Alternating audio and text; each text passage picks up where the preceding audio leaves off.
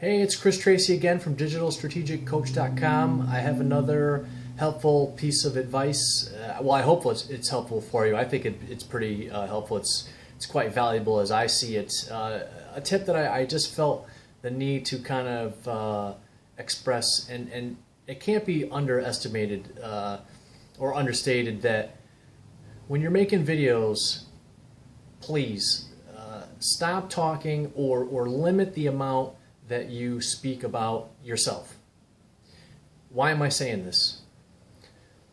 Recently I was speaking to a friend of mine, and he's in sales, and we were at like a little wine and cheese party event kind of a thing, and we were just kind of shooting the breeze, and he was telling me about his business, and I was telling him about how I'm doing consulting for digital marketing and business consulting, and he says, I was thinking about making a video. I'm like, okay, well, what are you going to say in the video? What's it going to be about? Are you going to teach people stuff, or are you just going to talk, or what's it about? Oh no, it's just, yeah, I'm just going to, just tell people about myself, and I'm just going to make a, video about, like, who I am and what I do and stuff like that. I said, no, that is not where your focus should be. I said, listen, you want some advice? He says, yeah. He said, yeah, definitely. Like, change that whole thought process 180 degrees and start to put most of your time and your energy and your focus on being a publisher and creating content and disseminating helpful, valuable, educational information. If you're going to make videos, you could do that with anything on audio, or it could be written or whatever, but just if you're going to put information out onto the internet, do it from the perspective where you're coming from contribution, and it's not like, hey, this is who I am, this is my name, this, check me out, go to my website. I said this to the same thing about my buddy that has his own personal training business. I said, no one cares that you have a gym. They really don't. They're just, however they see that information on Facebook or YouTube or a website, they see it for half of a second, and then most people just go on with their life because they're just so busy. So there's going to be a certain extent of this. Now, don't get it confused with the fact that if you're about to do business with someone, sure, they'll research you a little bit because they're considering calling you or maybe buying what you have to sell.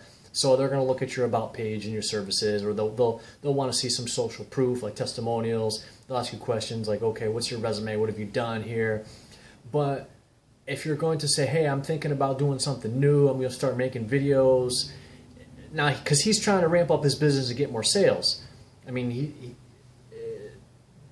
if you're going to make videos, you got to do it where you're disseminating, again, helpful and valuable content out into society, because for the most part, everything else is probably just going to be considered as spam.